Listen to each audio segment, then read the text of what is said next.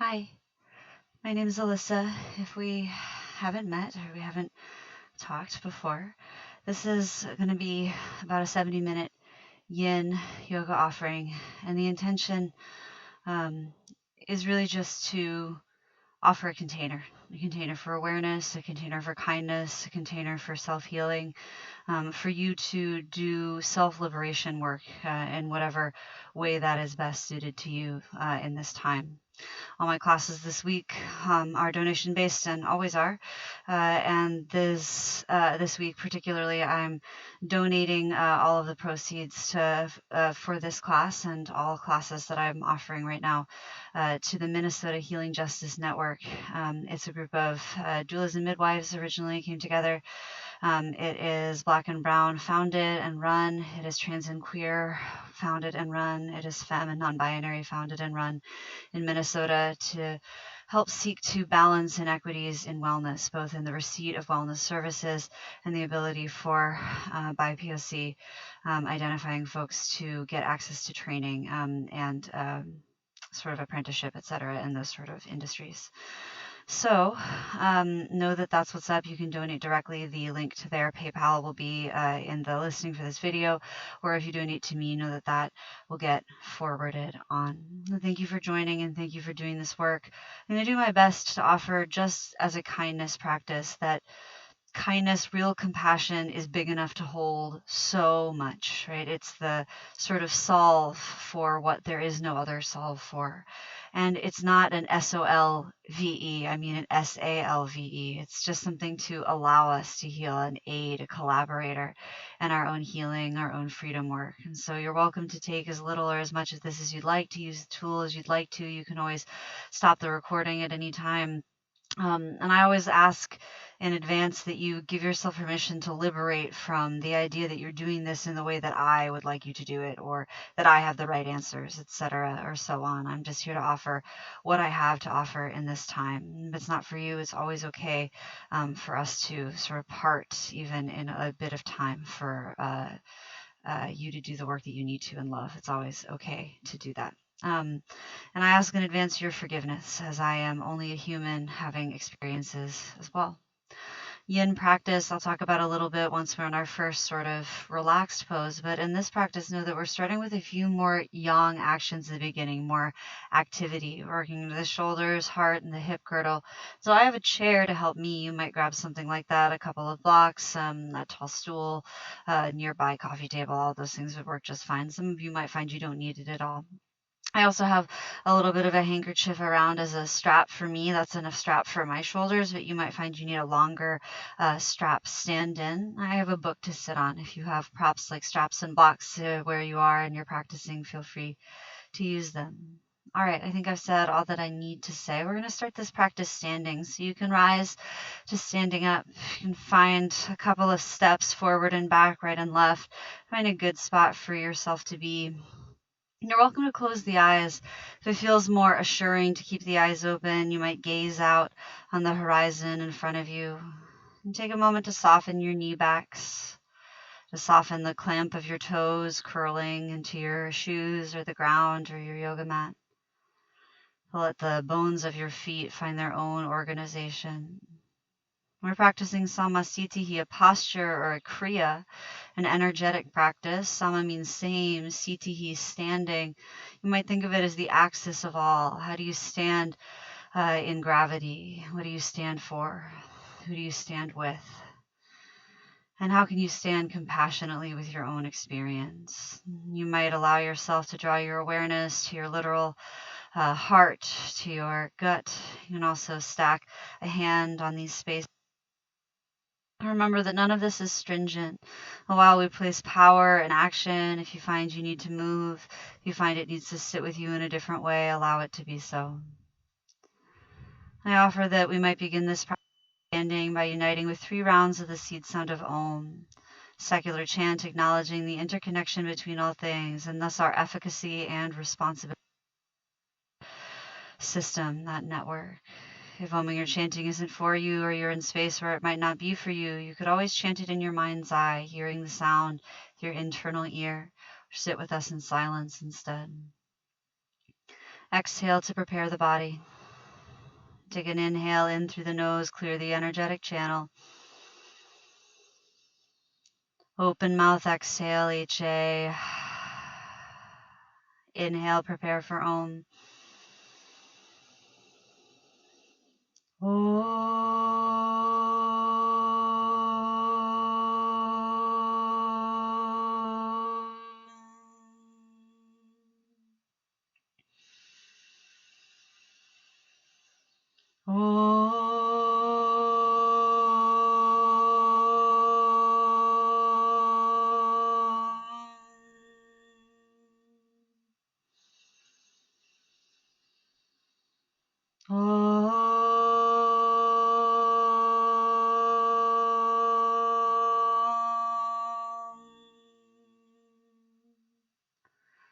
Take a long inhale in through your nose and a slow exhale out. You might let the hands remain at the heart or the gut. You might let them hang by the sides, heavy knuckles, soft shoulders. Stack your skull in relative neutral over the rest of your body. For a moment, see if you can feel yourself, the way a new tree blows in the breeze and organizes its structure against those pressures of wind and tide. You notice the subtlety of wind and tide that you're always associating against.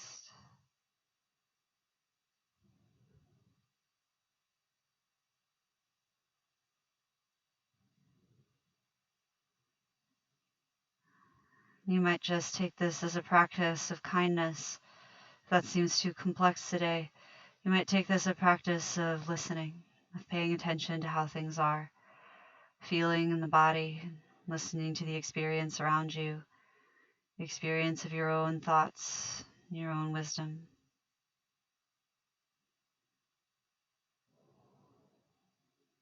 And begin our first yin action with dangle pose. And this is why I have a chair out. Dangle, you might also know, is a soft ragdoll, uttanasana, or forward folding if you do an active style practice. For this, you have a couple of options. For the standing form, you might stand in front of your chair and even just drop your arms or drop your head down into it, bend your knees. You don't need that lift. You could also come down deeper and just use the chair as a little bit of support. You might not need a chair at all. You might need to lift up even higher and utilize the top of the chair, a taller table if it feels good. The intention mostly is to forward bend at the pelvis, at the center of your body. Let your head and neck dangle as much as you can. If you find they need support, of course, give them. And begin to allow yourself to breathe. And these first few holds are a little bit shorter. We won't be in this posture quite as long as you might be accustomed to being in yin style posture sustaining. And if this is a new sort of practice for you, I want to offer a little bit of context. First of all, this practice, as we do it most popularly, or as it's most known, I think, in most channels of current yoga that I'm aware of anyways, is based on principles inspired by that come from traditional Chinese medicine. This has to do with meridian theory and the fascia, the myofascia in the body, connective tissue, as well as the concept of non-duality as expressed by yin and yang. You can always reach out if you want more information about my teachers and their teachers, but know that I'm not an expert at all about Chinese traditional medicine. I'm always learning, always reading, always practicing, listening to my own teachers. But the context of this practice is one of general accessibility. The idea is you can start to use the healing tool even as you understand it. Allow yourself to invest, but also to practice gratitude for practices like this and for from whence they come, right? So this is not a practice that came from people who look like me. This is not a practice of self-labeled whiteness. This comes from somewhere else. So take a moment to practice a little gratitude for that availability, a differing mindset, especially if you do identify as white. You don't identify the Far East of China to be your culture. And having settled that, yin and yang and this non-dualistic mindset is borrowed. So we borrow it with honor and we take on that mindset of yin. Yang is more what has been culturally present, what is hot and fiery and active. We are seeing what yang can do, right, as we fight for our lives, for our rights, for our siblings. We start to notice what it is to invite yang energy into yin mindsets, into what is hidden and subversive, to what is quiet and slow and internal and sustaining. And so the energy of movement is yang, but the stuff, the structure is yin. So when we do a yin practice, there's always going to be some yang in the yin, just like that symbol you probably see in your mind when you think about this. We're always trying to turn towards the lunar side of things, shadowy side of the mountain, dark side of the moon, a different, subtle, and subversive point of view. We work with 3 major guidelines. The first guideline is the edge. And the edge is just structural range of motion where you can be soft, so where you can place your body without having to be active.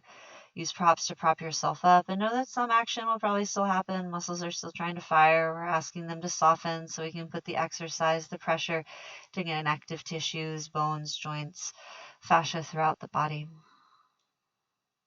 Our second tattva is stillness. So we try to sustain in the edge and stillness. Of course, if you feel any violence in the body, any pain, any harm, you're never stuck or trapped. Feel free to move, be kind and gentle, and always release the pose and process in a different position, kindly returning only if you wish. You're always welcome to adjust and move in or out. If you're a fidgety Marvin, if you're someone who always moves around a lot, you might just assess, right? Do I have to move? Is this some other energy fixating here in this restlessness, etc., so on. And if it is, of course, needy that you have to actually scratch that itch, in 3 breaths or 5 breaths of paying attention, you might find that you know whether or not you need to. Your final tattva or guideline for the practice is time. We sustain in the edge over the course of time.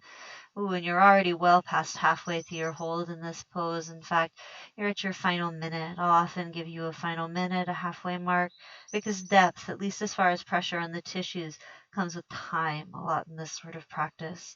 And so you might find that knowing when you're halfway through tells you, am I too deep in positioning? Do I need more support, etc.? Gives you just a little stronghold to check in. In general, you can check in whenever impulse emerges. Continue to listen to your own wisdom, the requirements of your own healing.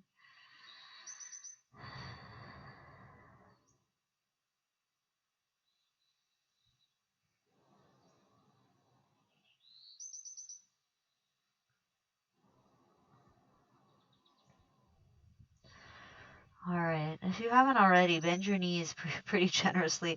We're going to use a squat to come out of this. So if you have your chair, ooh, you can use it as a little bit of help down. Once you find yourself squatting, you might find that you're up on your toes, and that's okay. We're going to sort of go from side to side. I'm going to turn to face you so you can see, kind of turn from side to side, twist your hips. You can do this with your heels down. If you have really long Achilles tendons, you're welcome to do that. Go from heel to heel. Just do a little rocking from side to side to release your hips. And keep doing that for a few breaths, and I'm going to move this chair out of my way. That you might leave it nearby you. You don't necessarily need to get it out of your positioning just yet. All right, and slowly, exhale by exhale, settle your hips down onto your heels and bring the soles of your feet together. And we'll take a forward folding Baddha Konasana, so long-winged moth or butterfly. You can have heels together, toes together. You might choose to utilize your cherry friend. You could turn back towards it. I'm going to put it in front of me like this and come forward onto the chair. You might use props like bolsters or cushions off a couch or from your pillows to fold your body onto. You might also place bolsters or folded up towels underneath the outside edges of your knees so that there's not so much pressure in the outer knee space, IT band, or you feel tugging in the thigh or the inner knee joint. And to hang your body forward and down. We'll stay in the posture for time. I'm keeping time on my phone, a stopwatch setting, so that I can monitor how and when we're moving through these poses.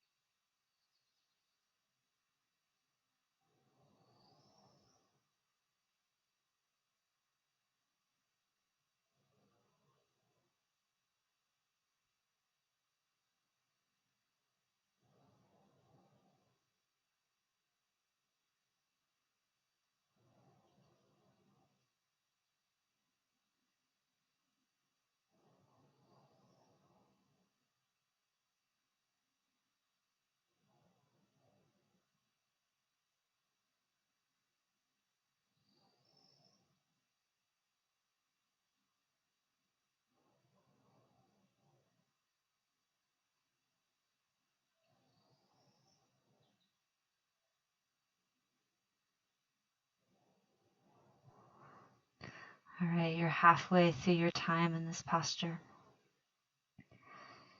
Continue to listen.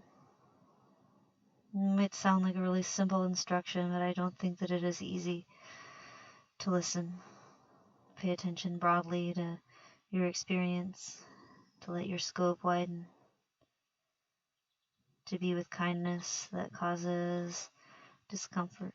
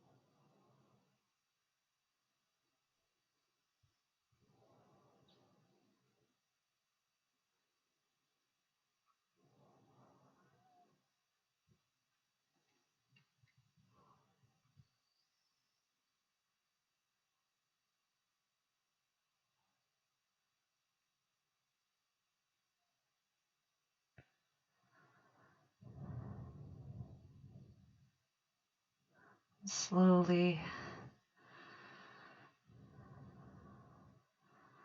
over the course of the next few breaths, begin to release your pose, round yourself up.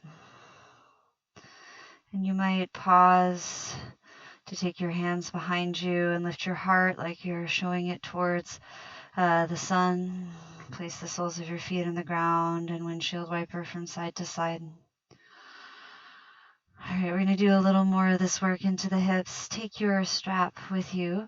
We're going to utilize our chair once more. So if you don't have a chair, you can do this from a standing forward fold and do it at the edge of a couch or hanging off the edge of a wall or something like that if you're outside. As you sit here, you might widen your knees away from one another. And I like to be sort of at the lip of the chair, but you might need to be further back. We're just going to fold forward and down. And once more, you might utilize a book if you need a little bit of something to catch you. You might find that hanging your upper body all the way down is just fine.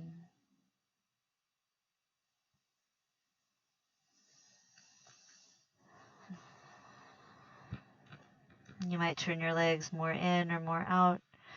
You might find you're higher up and you catch your head in your hands.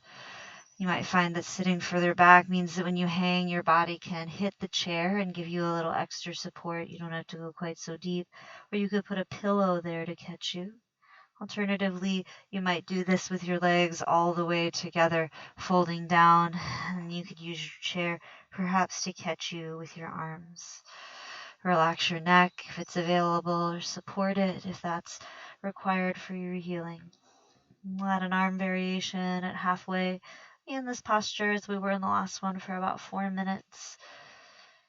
You're already about a minute in.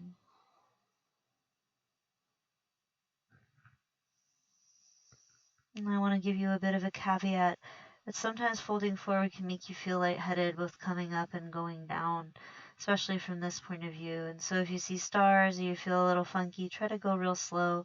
Most of the time your equilibrium solves that. If you're in the pose and you start to feel dizzy or unsettled, it's always okay to come out of the posture and do something else. Child's pose, a seated forward fold, sitting up, noticing how you feel are all good alternatives.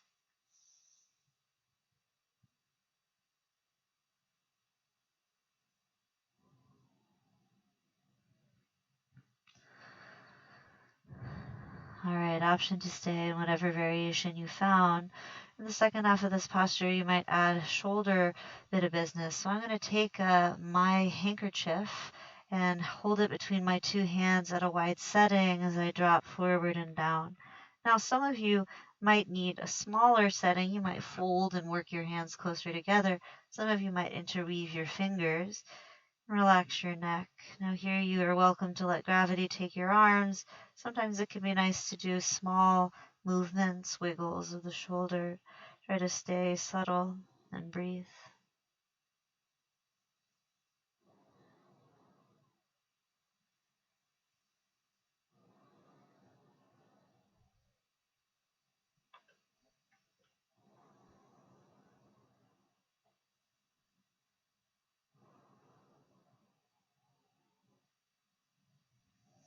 You find you need a break from shoulder compression.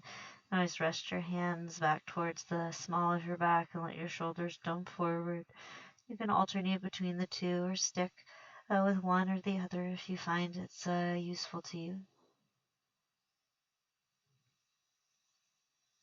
Final minute in this posture.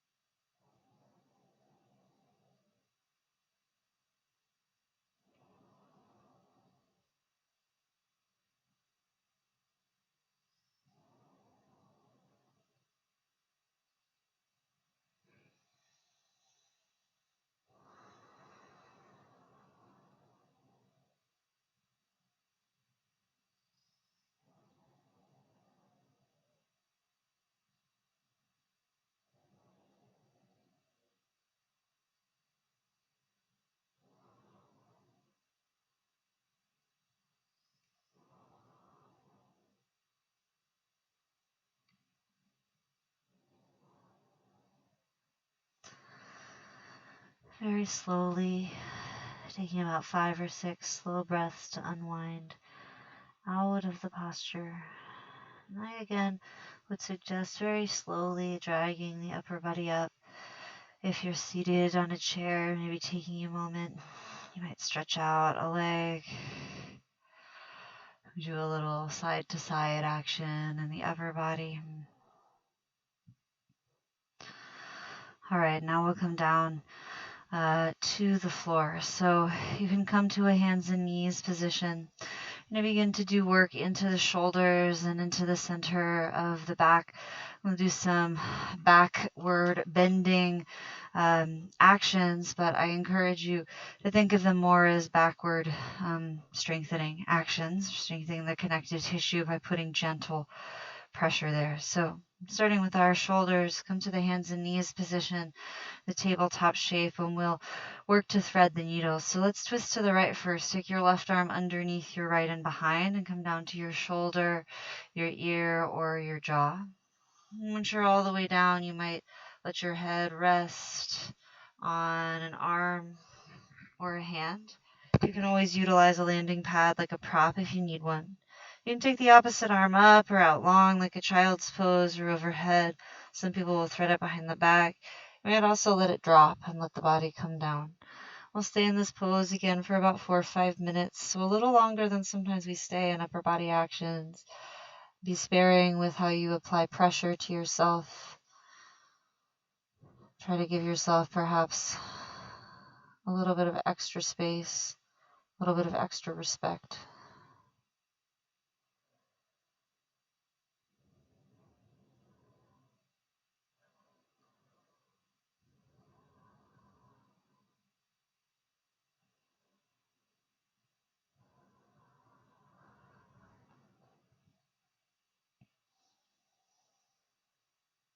Continue to breathe.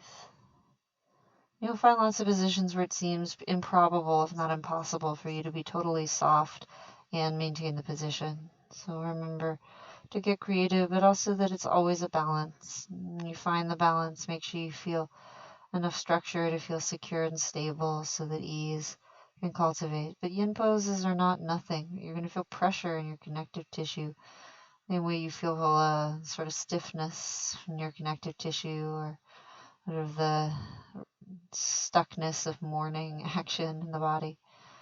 And just notice how it is you can create the structure you need for your own softness. your own liberatory balance to occur.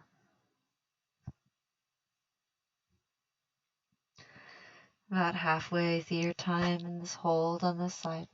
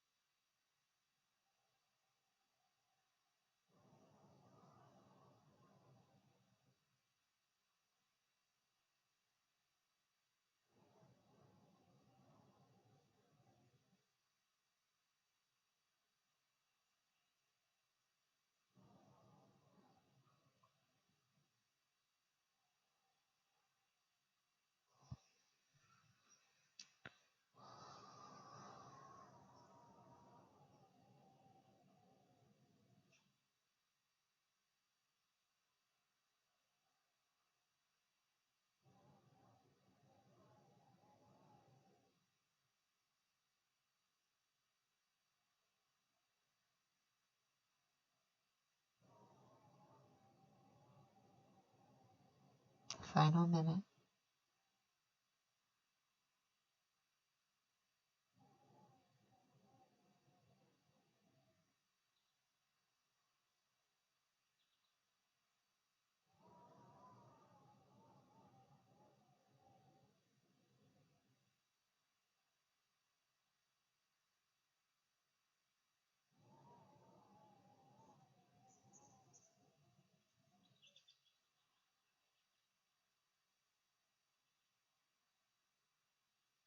We'll find our way very slowly over a few breaths back to the hands and knees position.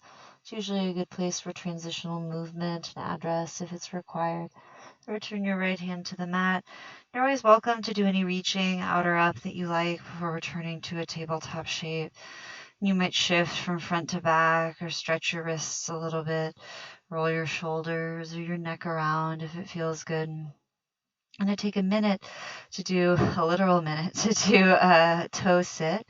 So you might walk your knees a little forward and a little in. They don't have to be all the way together. Curl your toes under and sit your hips back on your heels. So this action of toes curling, sometimes you have to reach back and spread your toes out a little bit. Might right away feel like a lot, in which case you might choose to be more forward and put more weight in your hands or lift your hips up right away. Just take it slow. You might find that you're here and you need to come in and out. We're really only going to be here for about another 40 seconds or so. So you might stay because it's uncomfortable but feasible, or you might address what action is required for you to be with what is. Breathing, paying attention, feeling fully.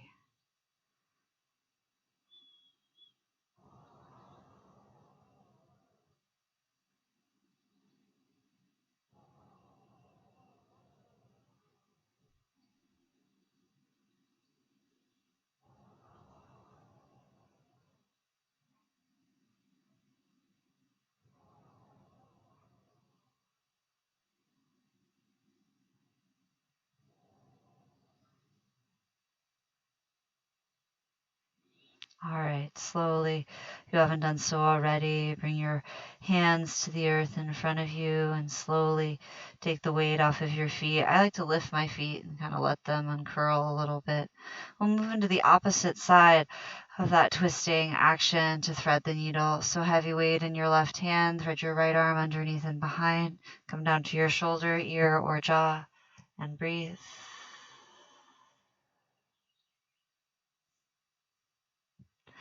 You might do the same thing from side to side, but it's always okay for it to be different and the body to feel different in posture.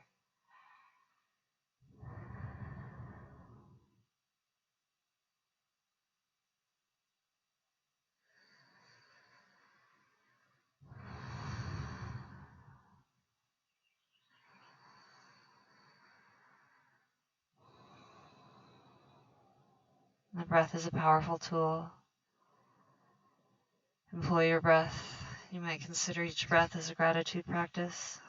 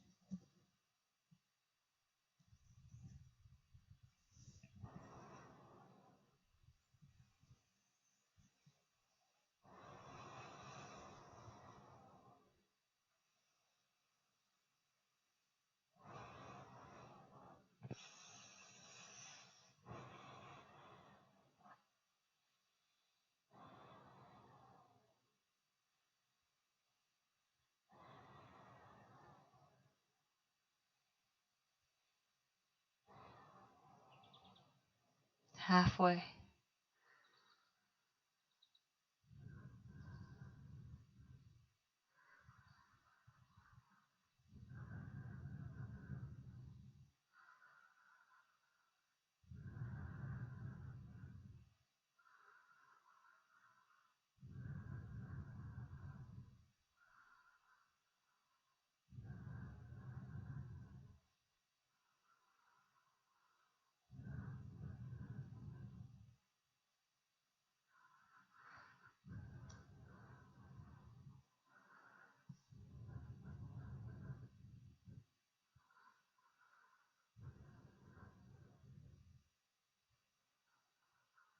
When there is silence and space, what emerges? Which patterns are you paying attention to? Which patterns are available?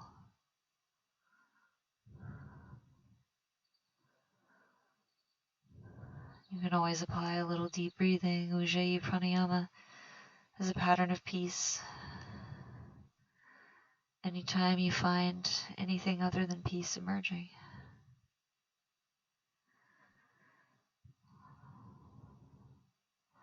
You might also consider it that of power, the action of creating and destroying reality.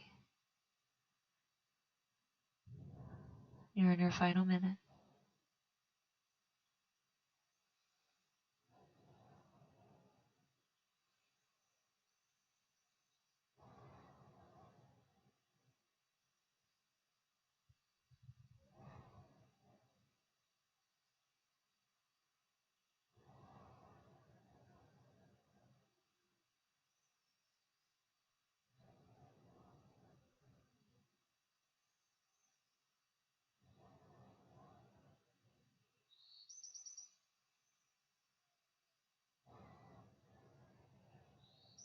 Very slowly, with the support of your left hand, release your posture. You might come back to the hands and knees shape.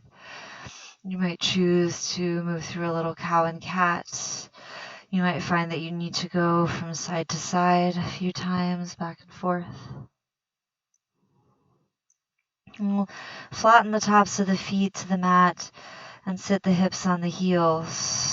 We'll do a counter stretch to that toe sit, so tops of the feet down. You can always place something between your hips and your heels if it feels like too much. Or this one again, come a little more forward, lift your hips off of your heels. Use your common sense to decrease pressure where pressure has become yang instead of yin intended.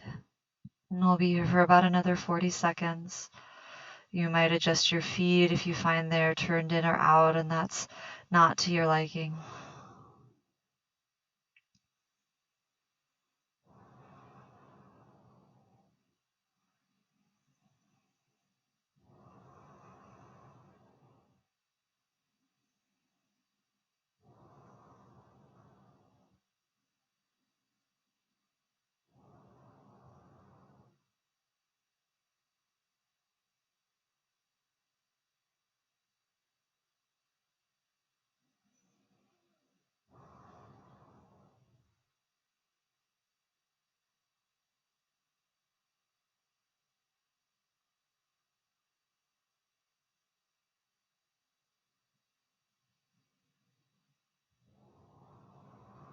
And very gently release your posture.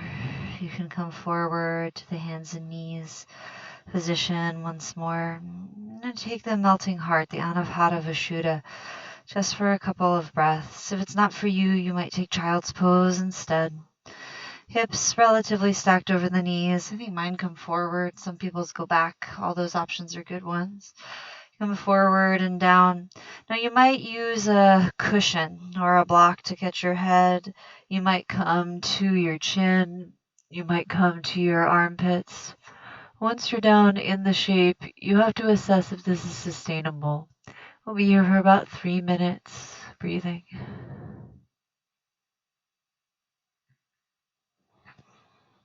Always feel free to back off.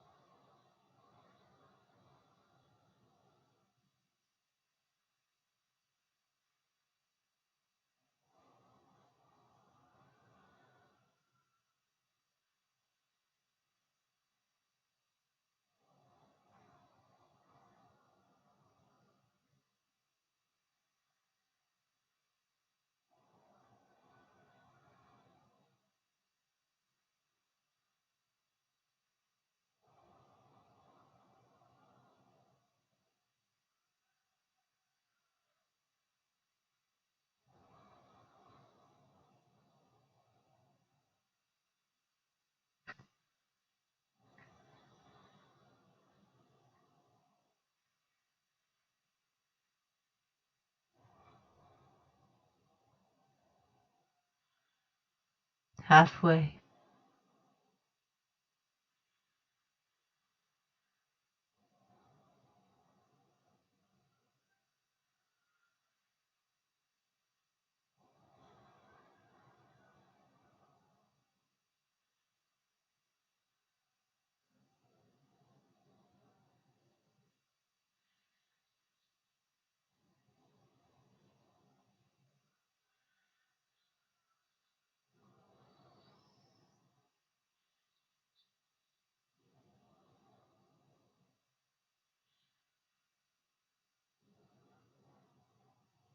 Final minute.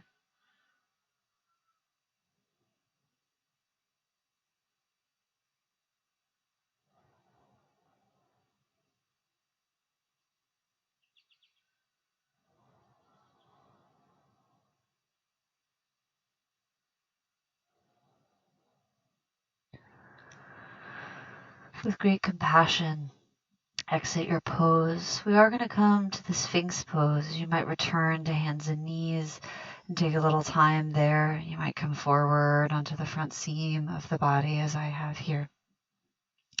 And as you come forward into the Sphinx Pose, you might walk your elbows further forward even to bring your upper body more down. And always put a pillow or a bolster underneath your upper rib cage as you do this sort of shape. As you bring your body into the pose, know that you don't have to manage your legs together or hold anything like that. If your lower back feels overly crunched, know that we are trying to put pressure in the low spine. You might just not need this much pressure. So bring your upper body down and lay the forehead or cheek on the earth. You can hang your head if you're staying upright. Hang your head down onto a prop or into space. You can also keep the neck upright if it feels good. Now, for some bodies, what we need is to feel more. We don't feel much, so you might bend your knees and let your toes hang towards your tail. We'll stay in Sphinx perhaps a little bit longer than we have been in some of our other postures. Our major backward bend in this practice, besides melting heart. Breathe. Continue to listen and cultivate the courage to pay attention to how things actually are.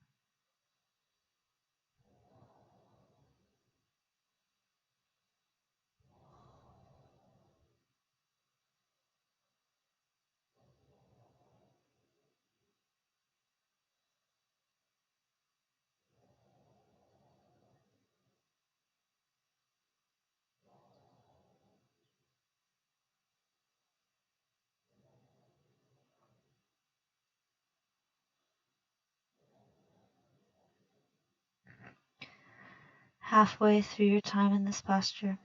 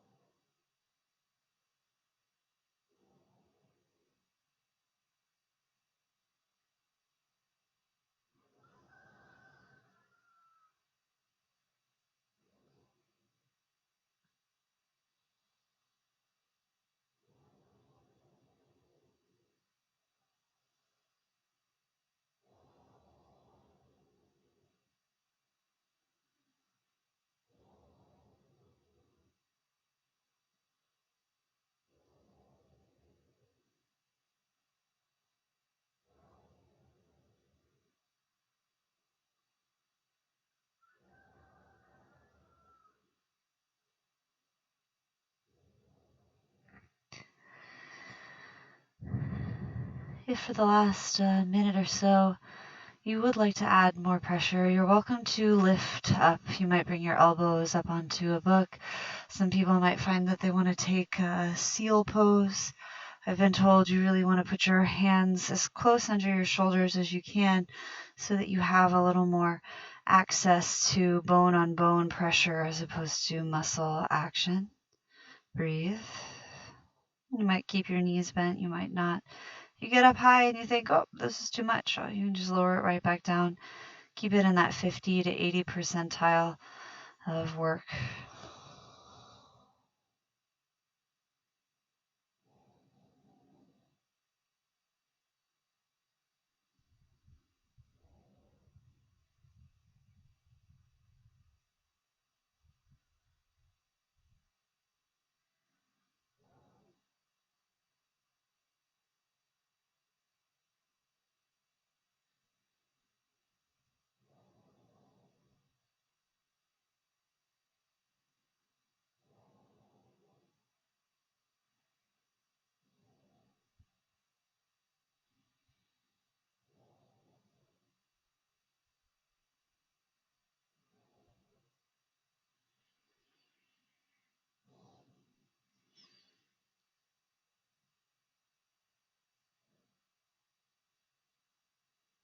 Very gently begin to release your pose.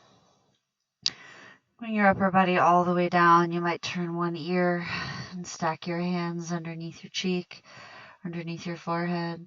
If you'd like, you're welcome to do gentle addressing actions like windshield wipering the legs slowly, or bending the knees a little and letting your hips wiggle from side to side to wag through the tail. When you're ready, take your right arm out to the right, look to the left, roll onto the right side of your body. Now you might stack your knees like you're watching a movie. You might drop your top leg behind you. You might use your left arm to hold you, take it around behind your back. Breathe where you are. Call this crocodile, or sometimes cat pulling its own tail. Your hand and your right outstretched arm might be up close to the same line as your nose, might be down to your hip. Always bend your elbow. It feels like enough that your muscles have to react and respond, maybe too deep.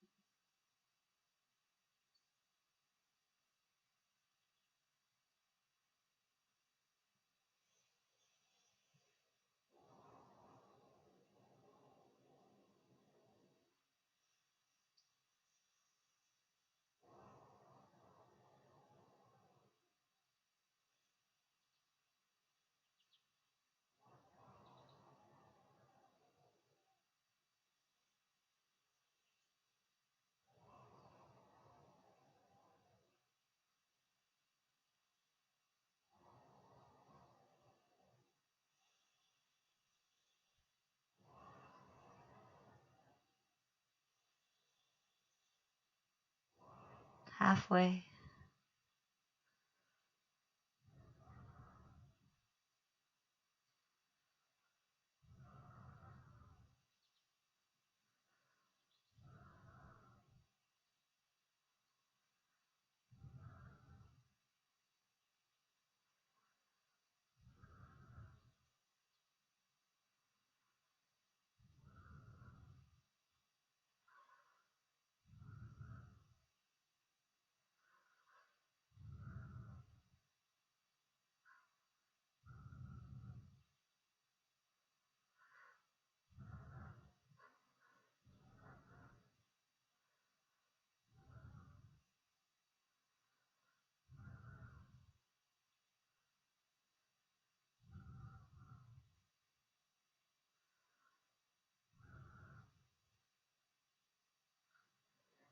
In this final minute on this side, see if you can allow as much relaxation as possible, as much softness and kindness as possible.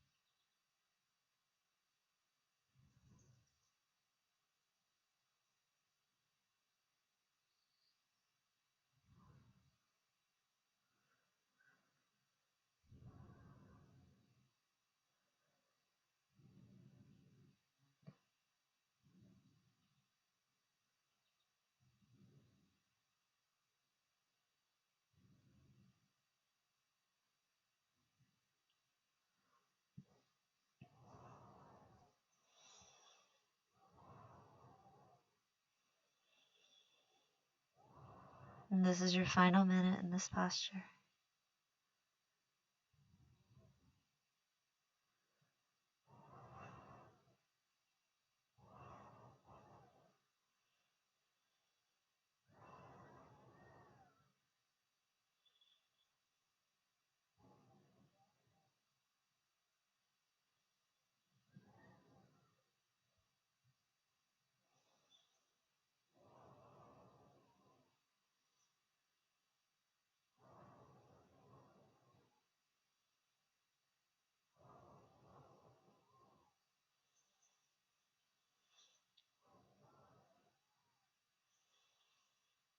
Very slowly and kindly, taking your time, truly. Return to the front seam of your body. We're in this hold for a pretty long period of time, so you might open and close your hand. As you bring your right hand back, you might turn your arm in and out, or just give yourself a moment to let all the fluid shift back. When you feel ready for the left side, take your left arm out to the left with the palm on the earth, and then look to the right and roll to the left.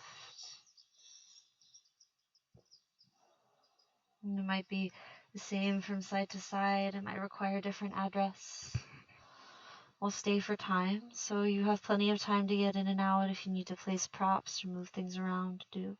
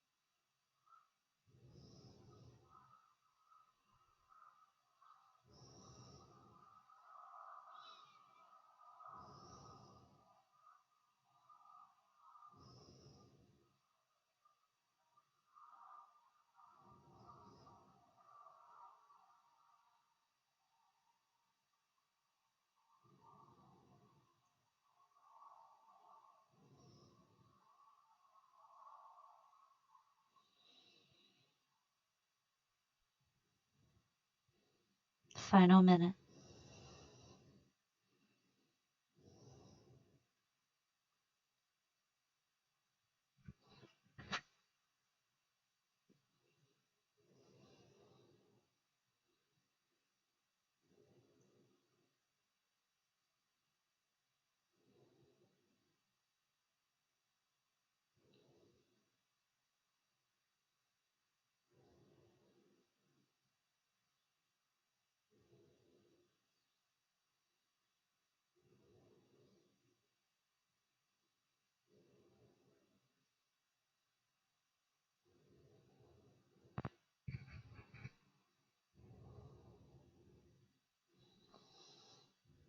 I very tenderly begin the process of releasing your hold in this pose.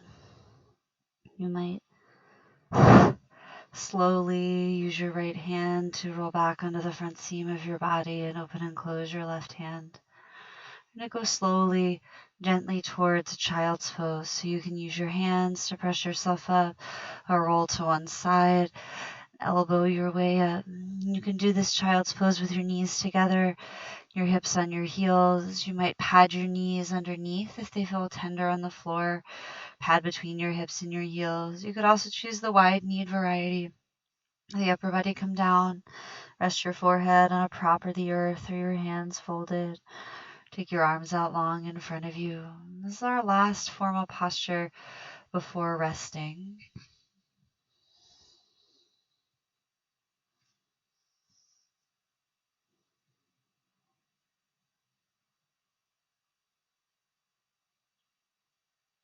Continue to listen.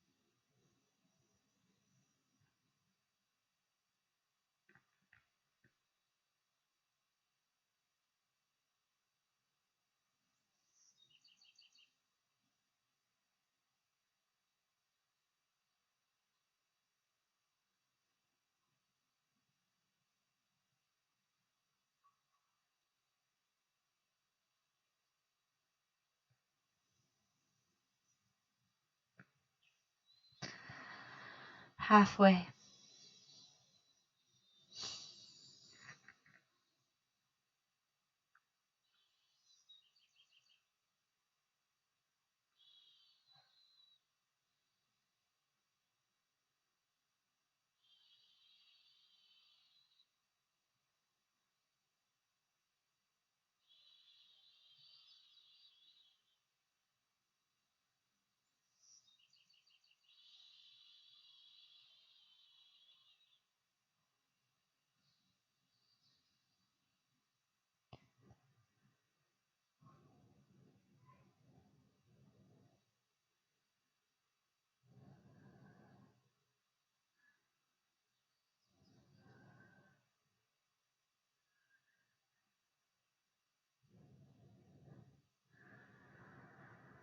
Final minute.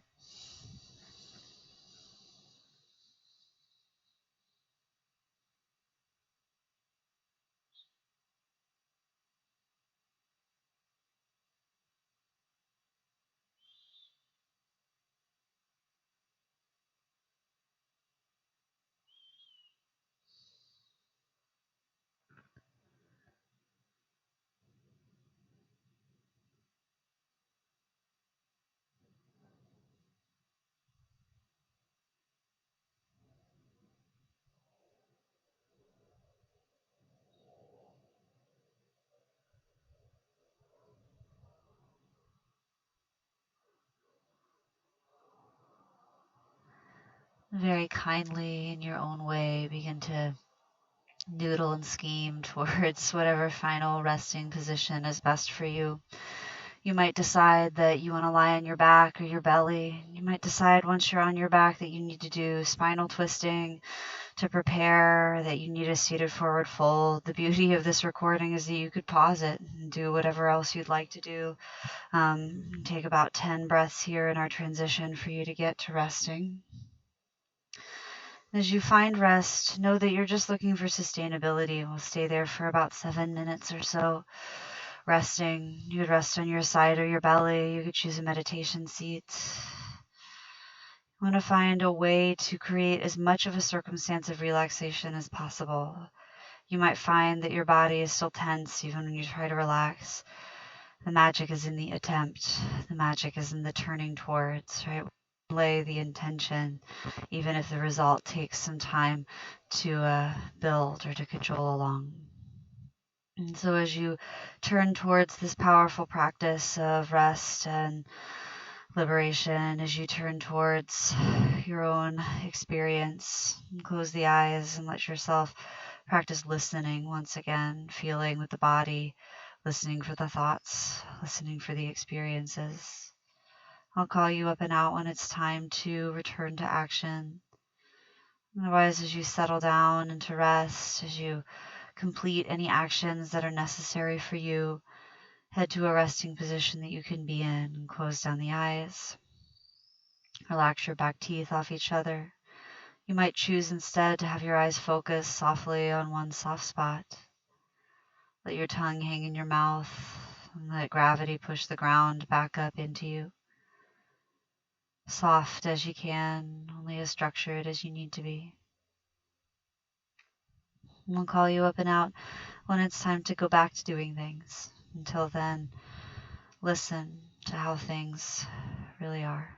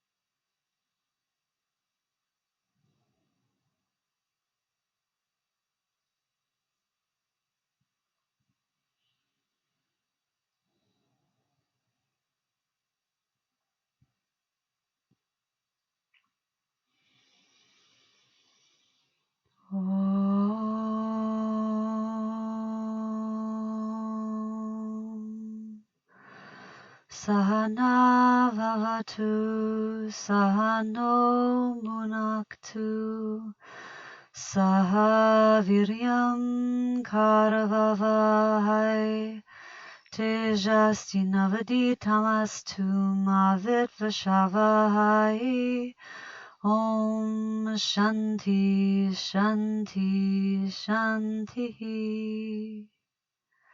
If you're lying in rest and wish to remain doing so, do. The time has come to return to action. Take your awareness to your heart beating in your chest, your natural breath rising and falling, and very gently and slowly start to ask the breath waves to rise to meet your awareness. And as you move the rib cage, the diaphragm, the body with your breath, you might start to move the body slowly. Wiggle your fingers and toes, scrunch and spread your face, run your tongue over your mouth surfaces. These might be organic, made up right now, ritualized, done every time. Address what is real in the body, what is energetically expressive. And in the next 6 or 7 rounds of breath, pick an exhale to gather your knees to your chest, especially if you're lying on your back, and roll onto your left-hand side.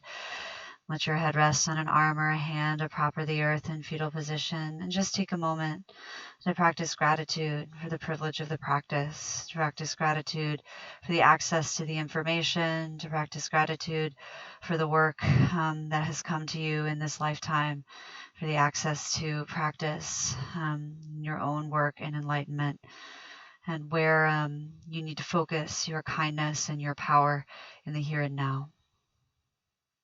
And slowly use your top hand to press yourself up to a nice tall seat. And we'll seal in the practice together. As you do, that's a traditional chant in many lineages. It's one of the many Vedic chants. The overarching meaning, as we translate from Sanskrit to English, we always lose something. And this is just as how my research has led me as I have been taught it. That this chant is about how we do work together, how we come together, how we learn together. It means, may we together be protected. May we together know joy. May the work we do together for the betterment of all the universe be brilliant. And may we not fight, hate, or dispute with one another. May our work seek to lead us towards and sustain us in universal and constant compassion and peace. If you wish, you can fold your hands in the prayer position, one of many symbols of non-dualism, the meeting place between what is yin and yang, between beginning and end, between up and down, left and right, between you and all that you perceive as not you. As we destroy the illusion of separateness, we don't destroy uniqueness or experience. We just encompass. We start to notice that as we expand perception, we can expand ourselves to know more of our experience. Thank you for your time, your energy, your work. If you wish, you can bring thumbs to third eye, acknowledging that the mind must bow to the intuition of the heart. If you wish, you can bow to yourself, seal in your practice. Thank you for practicing, for taking this time to do something for yourself. Remember, this resource is always just intended to be freely given. So if you can't donate, then liberate. Does that make sense? You could protest, you could spread the word, you could seek to sit with the work you need to do to make real peace and kindness exist in our time. All of those things would be just great with me. I'm donating all proceeds from classes this week to the Minnesota Healing Justice Network, and if they cap out and send us to a different organization, I'll keep you updated.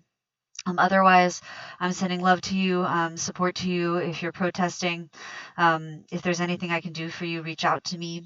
Otherwise, I hope you have a good week. Look up at the full moon from time to time, and remember that you too are a big part of the universe.